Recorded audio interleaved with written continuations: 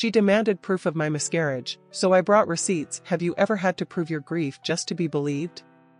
My mother-in-law told our family I faked a miscarriage. So I did the one thing I never thought I'd do. I brought receipts. The day everything broke. The ER smelled like saline and winter. I remember the clock hands being cruelly ordinary, as if time had no intention of stepping aside for grief. My husband's hand was on my shoulder, his thumb traced a tremor of circles he couldn't stop. The nurse spoke in soft syllables that sat between us like snow. There's a particular silence that happens when an ultrasound monitor stops pretending to be hopeful. It's not the absence of sound, it's the swallowing of it. The doctor's eyes flicked to mine, then to my husband's, and stayed there, because sometimes looking at a patient is too much like looking into a mirror that knows more than you do. We lost our son at 20 weeks.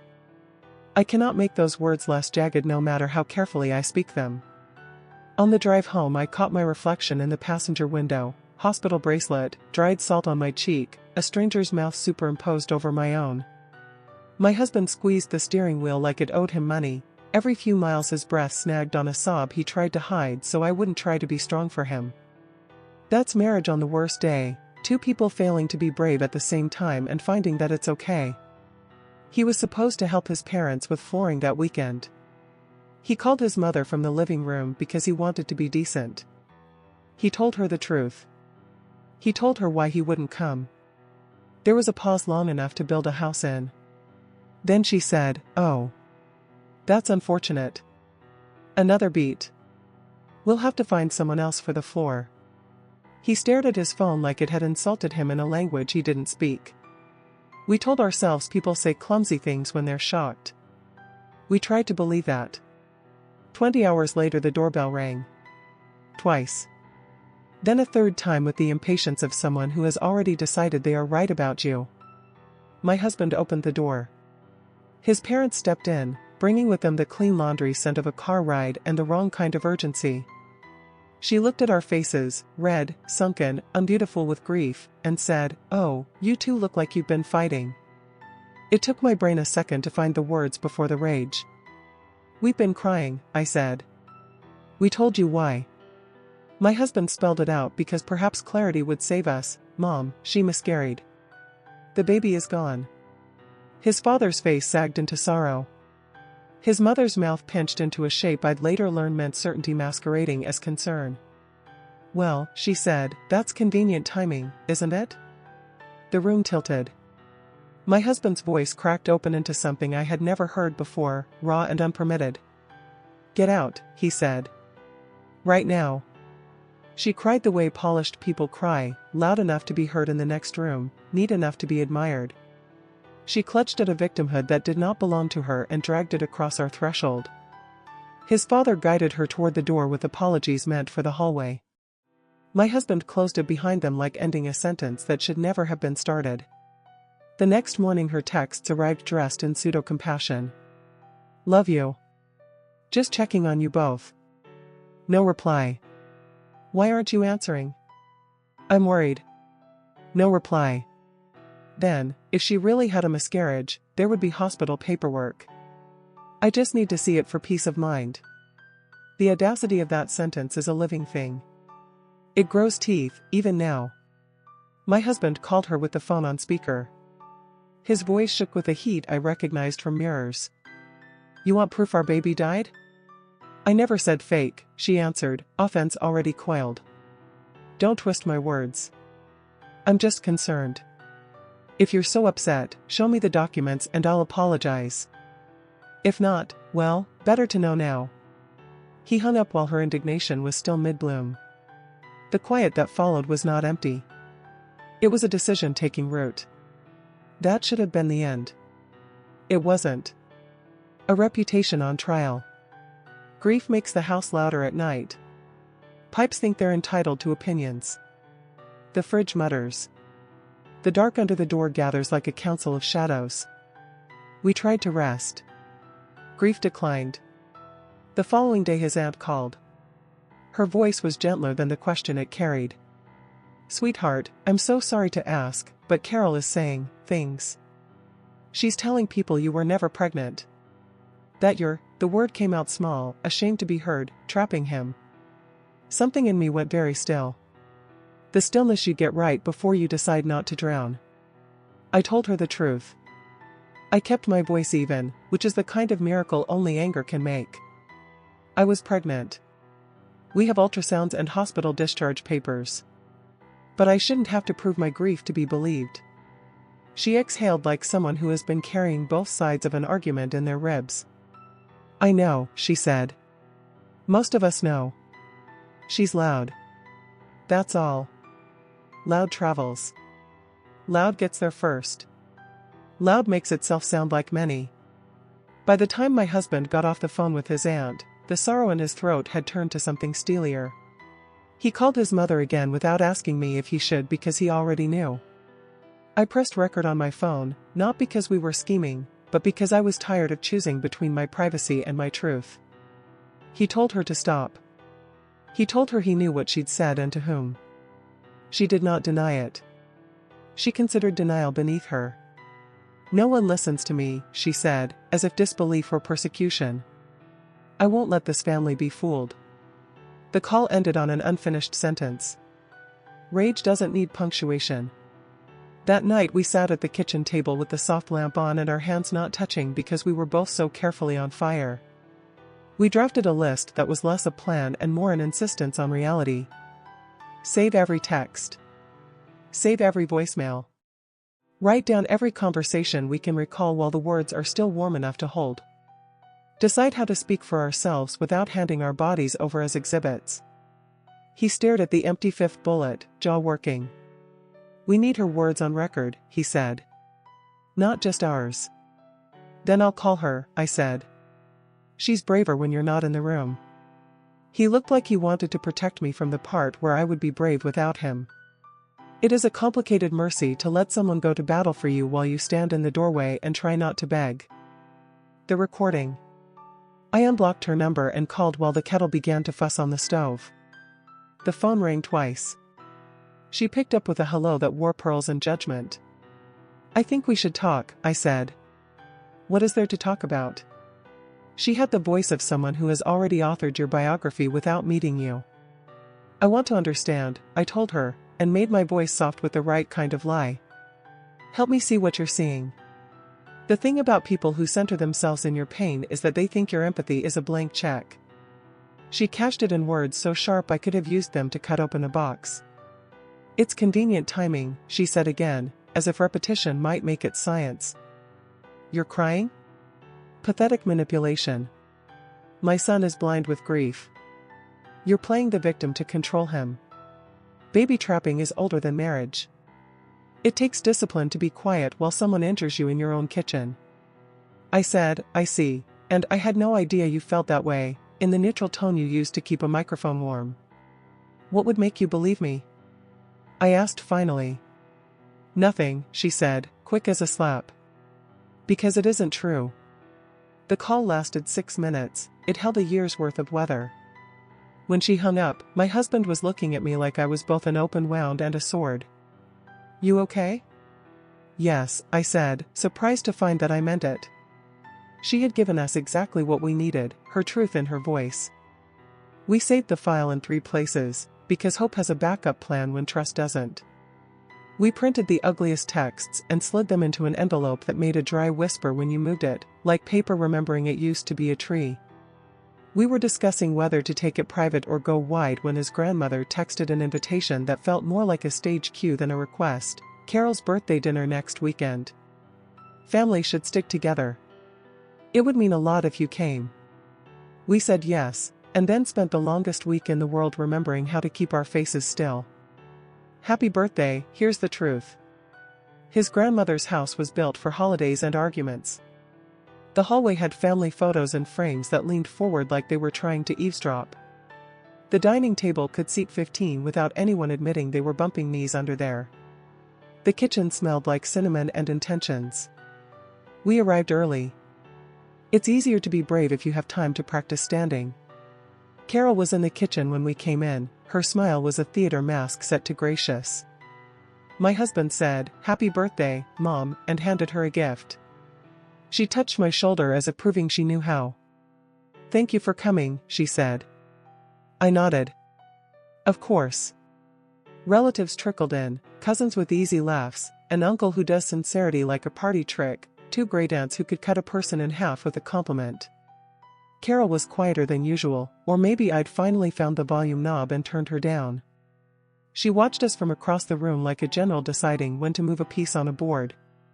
Dinner was buffet style. Gratitude was said. Plates were filled. People remembered they liked each other.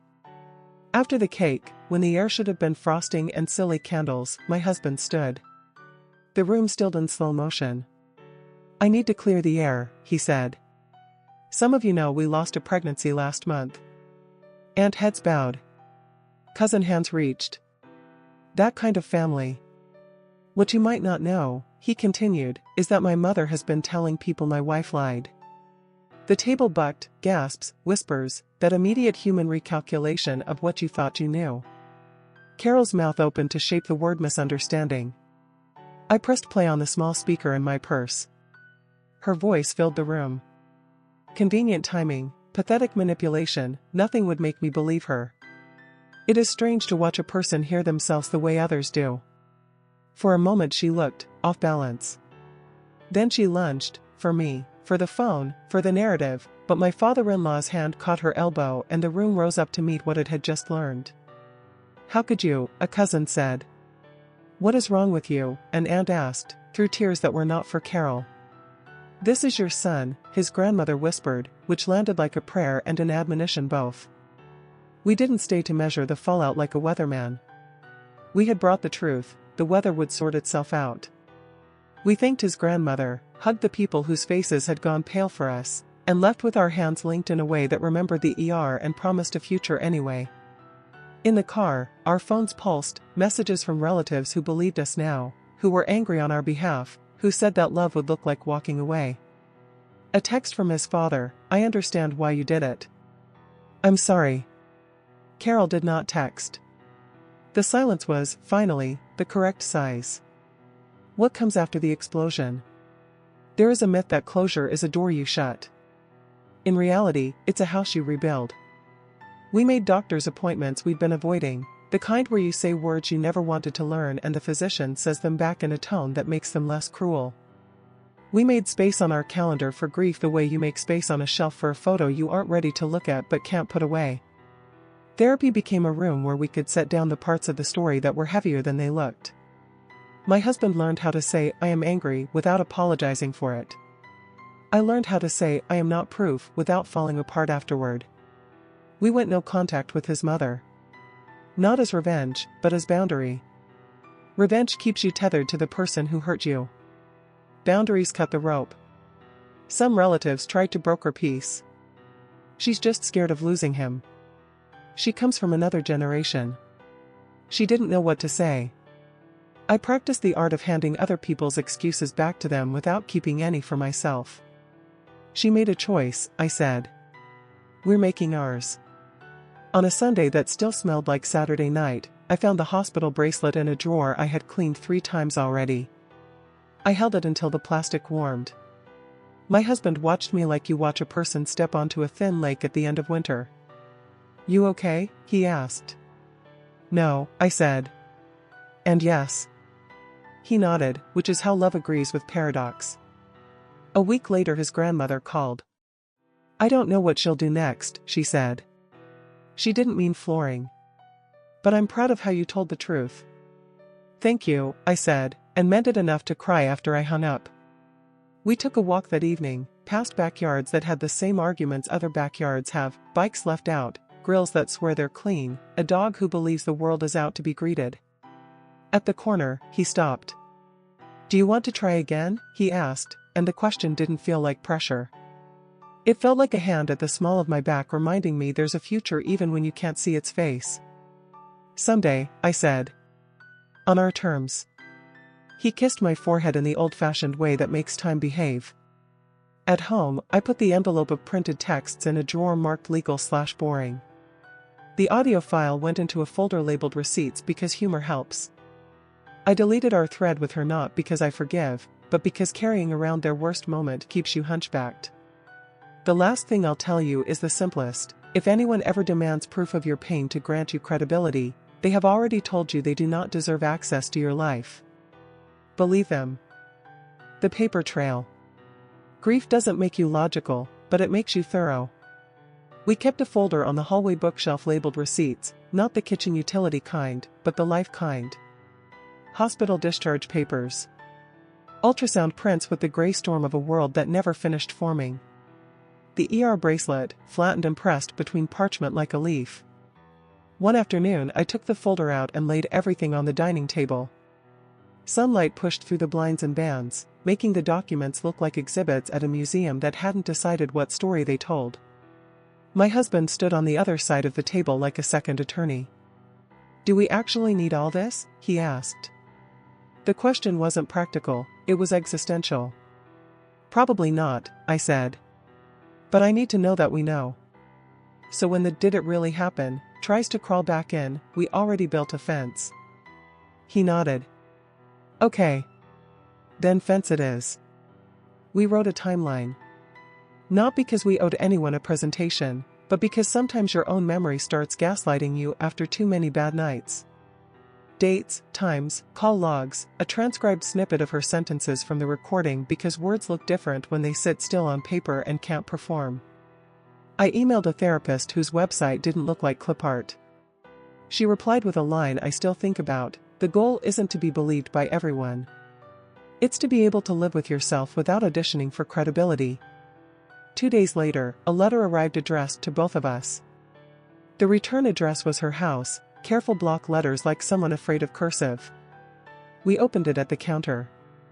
Inside, 3 sentences and an accusation disguised as an olive branch. "I never said you lied. I only asked for proof because I worry about my son and our family. Please stop making me the villain." I wrote a reply I didn't send. "I won't make you the villain. You auditioned for the role and landed it." Instead, we put her letter in the folder. You don't need to clap back if you can document forward. That weekend, his father stopped by alone with a bag of deli sandwiches and the look of a man who knows he's walking into weather without an umbrella. We sat on the porch steps because the house felt too intimate for apologies that weren't his to give. "I'm sorry," he said. The breath came out of him like a release valve. "For all of it. I should have shut it down at the first convenient timing. I was a coward." "You were a husband," I said. "And a father. Sometimes those jobs ask for opposite things." He swallowed. "She loves you," he said, and then, hearing it out loud, grimaced. "No. She loves the idea of control. She loves the idea of being indispensable." "That's not the same." "We're not asking you to pick a side," my husband said. But we were, and he knew it. He nodded, the kind of nod that risks a life. "If loving my son means disappointing my wife, I will learn to disappoint better." We cried, quietly, appropriately, in sync enough that the neighbor probably thought allergies, then ate sandwiches that tasted like a truce that couldn't yet be negotiated. Before he left, he handed my husband a small envelope. Inside was a check and a note. "For therapy. I can't fix it, but I can pay for part of the latter out. Dad." We didn't cash it for a week because accepting help felt like accepting a verdict. Then the therapist asked what we were waiting for and I didn't have a good answer that wasn't pride. We cashed it. The mediation. Families love an intervention almost as much as they love a casserole. His grandmother called and said words like "sit down and talk it through and for the sake of family." We agreed to meet at her house because it was the one place where Carol behaved like a person who could be seen by ancestors. The dining room had a bowl of mints in the center like communion for people who can't stop talking. Carol arrived with a folder that looked suspiciously like mine. She sat. We sat. His grandmother floated, pouring water as if hydration could keep everybody honest. "I'll go first," Carol announced, which is how you know she thought this was a performance. My husband raised a hand. "No. You'll listen first." She blinked. He spoke, measured, not theatrical. He explained the harm, how suspicion multiplies like mold, how rumors rearrange relationships without asking, How grief had to fight for space because someone else's insecurity wanted the floor. He didn't use big words. He used real ones. He finished with the sentence that closes doors and opens years: we will not be in a relationship where our pain is cross-examined. Carol opened her folder. These are my concerns, she said, underlining the word with a nail. You have to understand, women these days. No, I said, gentle like a scalpel. Stop time traveling to the era where your opinions are facts because you're older. Come back to the present. Her mouth thinned. She tried another angle. I was just asking questions. Then learn to ask better ones, I said. Ones that don't treat my body like a suspect. His grandmother set down the pitcher with a soft clink that sounded like punctuation. Carol, she said, her voice the tone that raised 3 generations, we are not doing the dance where you pretend abuse is concern. Apologize. Carol bristled. Then the fight left her like a bird leaving a wire. I'm sorry, she said, finally putting the word on the table where it belonged. I'm sorry for saying those things. I'm sorry for spreading them. I waited for the but. It came on time. But you have to admit, it looked. I stood. There it is, I said. The apology with a booby trap. My husband stood too. We set our boundary, he said. If you need more time to understand it, take it. We're done for today. We left without slamming a door because sometimes dignity makes a better noise. She texted later that night, another apology, this time without the barbed tail. I believed her the way you believe the weather forecast. It's probably true, but take a jacket. We instituted a rule: no one-on-one contact. Group threads only. Holidays in neutral locations. If she broke the rule, we'd pause contact. Not punish, pause, like a teacher stopping a lesson until the room settles. People who have always had access will call boundaries cruelty. We practiced not arguing with the accusation. We let the boundary do its quiet work. The apology tour, and what it didn't fix. There's a social choreography to being proven wrong that some people never learn. Carol tried. She sent a message to the family thread that read like notes from a PR firm. I apologize for harmful words. I let fear speak for me. I'll be taking time to listen and do better.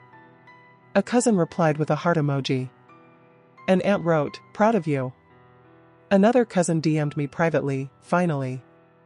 And yet, at the next large gathering, a barbecue hosted by a relative who believed potato salad can heal anything, Carol told a story to a cluster of women that started with "I'm so embarrassed," and ended with "but you know how some girls," letting the sentence trail into the air like she had outsourced the slander. I overheard it while refilling a lemonade. It landed in my ear like static. I walked away. Not everything requires your defense. Sometimes the people listening need to practice hearing falseness and saying no to it themselves. Later, one of those women approached me near the swing set. I want you to know, she said, that I shut that down. She looked embarrassed to have to tell me, but she told me anyway because accountability shouldn't be invisible. I told her, it's not your story to tell. Or question. Thank you, I said. Gratitude is a bridge, you don't have to live on it, but you can let someone cross. On the drive home, my husband beat the steering wheel lightly like a drum. She's never going to get it, is she? Maybe not, I said. But we will. And that's what the rest of our life depends on.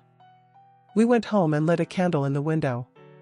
Not because anyone could see it but because we could. The therapist had suggested rituals. Grief likes proof, too, she had said. Give it something to hold that isn't you. We started a small ritual on the due date. A walk to the lake before sunrise. 2 thermoses. 1 white flower into the water. We didn't speak. We didn't narrate. We let the quiet do the part of prayer we didn't have words for. Not all healing is cinematic. Some of it is paperwork, breakfast, sleep. The attempted rewrite. 3 months later, Carol reached out with a new tactic: gifts.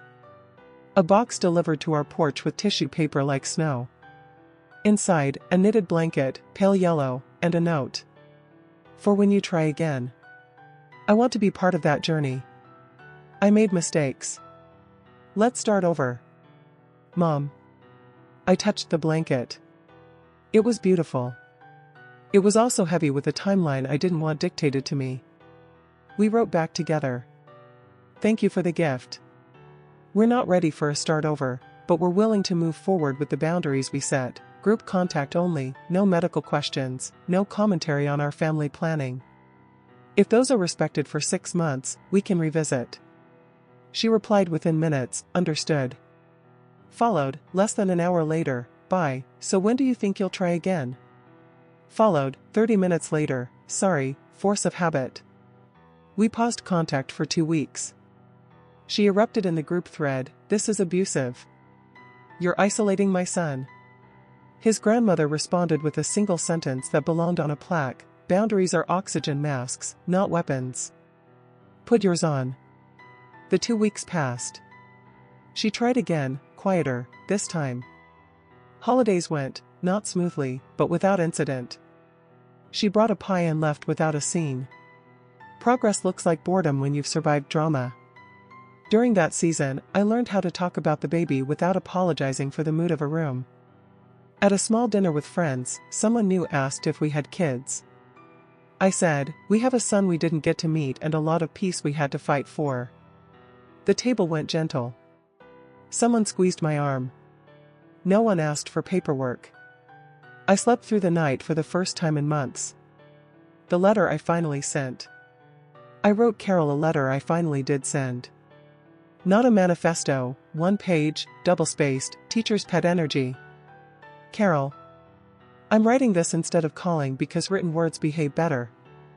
You asked, months ago, for proof. This is the proof I'm willing to offer. We loved a baby we lost. We went to a hospital, we came home with paperwork, and we learned that grief is a real place in a house. The end. You told a story where I was the villain. We responded with your own words because you didn't believe ours. We didn't do that to humiliate you, but to stop the spread. If you feel humiliated, consider it a vaccine, it stings and prevents worse harm. Going forward, here are our terms for relationship. 1. We won't discuss our medical life. 2. We will decline invitations that feel like auditions. 3. If you repeat past behavior, we will pause contact. No drama. Just pause. If you can live with that, so can we. E. She didn't reply. But at the next gathering, she brought a board game and let herself loose gracefully. She laughed with her son and didn't ask about my body. I noticed. I let myself enjoy the ease without awarding a trophy for basic decency. A month later, her father passed away. At the wake, she hugged me. Not a performative squeeze, not a careful photo-op embrace. Just, human. She cried into my shoulder for 3 seconds and then stepped back, embarrassed by the leak. You don't owe me anything, she said. I know that now. You don't get many true pivot lines in life. I put that one in the folder marked receipts even if it never touched paper. Trying again, on our terms. We didn't make an announcement when we tried again. We didn't tell the internet or the group chat. We told the therapist and the sky. It worked. And then it didn't. Another loss, earlier this time, more like a door that never finished opening. The grief was different, quieter, almost polite, but it brought its luggage anyway. When we told his father, he came over with groceries and silence that didn't require us to fill it. When we told his grandmother, she wrote a note I kept on the fridge for months. Love doesn't fail when it can't finish a project. Love is the project. We didn't tell Carol until weeks later. Not as punishment, just as self-preservation. She said, I'm sorry. Tell me how I can help. I told her to put the due dates in her calendar and be kind on those days without trying to fix them. She said okay. And then, on the day, a small bouquet appeared on our porch with a card that just had a heart and our initials. No advice. No questions. I cried harder than I expected to. We gave ourselves permission to stop trying. We gave ourselves permission to change our minds. We gave ourselves permission to adopt, to foster, To be a family of two with a third always in the room as a memory that doesn't scare us anymore. And we wrote new rules for the house, taped inside a kitchen cabinet where only we could see. We don't perform our pain. We don't audition for belief. We love loudly and grieve privately unless we choose otherwise. We hold each other's words like glass. Receipts and rules, for anyone who needs them. I posted our story online because when someone demanded proof, I wanted to prove something to the version of me who thought she had to comply to be real. I didn't post medical images. I didn't post discharge codes. I posted a list. If you ever find yourself in our kind of storm, here's the umbrella we built. Document for yourself, not for the doubters. The folder is a fence. Record harmful speech, legally, if you can. People who deny often reveal themselves when they forget they're on stage. Set boundaries that you can enforce without theatrics. Consequence should be a thermostat, not a flamethrower. Select your witnesses. Not everyone deserves front row seats. Create rituals. Healing is repetitive on purpose. Don't confuse silence with safety. Sometimes the quiet is just shame hiding. Demand better. Make room for hope that isn't a hostage. Try again if it's kind to you. Stop if it isn't. People in the comments asked what we'd do if she backslid. We said, we'll pause again. People asked whether we forgave her. We said, forgiveness is not a cover charge for access. A teenager messaged me to say her boyfriend's mother had called her a liar after she lost a pregnancy. She wanted to know if it gets better. I wrote back. It doesn't get easier. You get stronger. And then, without noticing, you also get softer in the places that matter. Both can happen. The quiet ending, that isn't an ending. On an ordinary Wednesday, I found a folded ultrasound in the receipts folder and realized I didn't need to keep it there to feel real. I moved it to a shoebox with old love letters and the first note he ever left me on the fridge. You are my favorite person to come home to, even on days the world forgets how to be kind. We planted a tree in the backyard, serviceberry, small, stubborn, determined to be beautiful every spring. We don't tell visitors what it's for unless they ask. When it blooms, we have coffee under it and try not to narrate the moment. We let life be ordinary around a thing that is not. At a family gathering in late summer, Carol handed me a plate of salad without commentary. She laughed with her son and asked him about work. She complimented my dress without telling me how to wear it differently next time. Progress looked like conversation about nothing. I took it. Before we left, she touched my arm. Thank you for not giving up on me, she said. We didn't, I said. We just gave up on the version of you that couldn't love us without conditions. She nodded. I'm trying to bury her. Good, I said. Bring flowers to the funeral. We hugged like normal people, briefly, kindly, nothing movie-worthy. In the car, my husband exhaled. You think this is real? He asked. I think it's enough, I said. And some days, enough is perfect. We drove home with the windows down because the evening was the right temperature for remembering that you live in a body. The house was waiting, the tree doing its small, brave work. The receipts folder sat on the shelf, still there, still proof, still ours. But it wasn't the only evidence anymore. The evidence was the quiet. The evidence was sleep. The evidence was laughter that didn't check the room first.